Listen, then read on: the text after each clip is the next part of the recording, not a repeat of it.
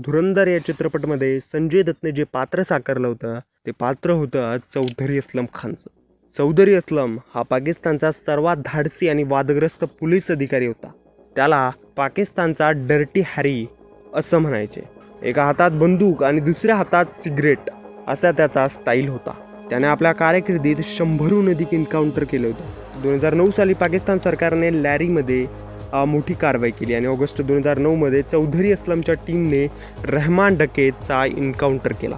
मृत्यूच्या वेळी रहमान फक्त 34 वर्षाचा होता.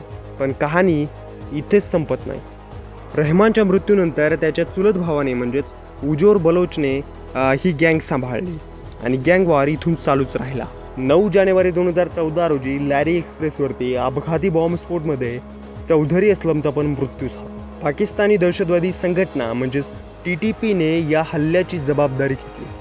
मित्रांनो, धुरंधर हा चित्रपट फक्त मनोरंजनासाठीच नाही आहे, तर हा आपल्याला दाखवतो की जेव्हा गुन्हेगारी आणि राजकारण एकत्र येतं तेव्हा सामान्य माणसावरती याचा काय परिणाम होतो. तर मित्रांनो, हा व्हिडिओ तुम्हाला आवडला असेल तर तुमच्या मित्राशी आणि गावातल्या ग्रुपवरती हा व्हिडिओ शेअर करा आणि सबस्क्राईब करा असेच व्हिडिओ पाहण्यासाठी TDS मराठी.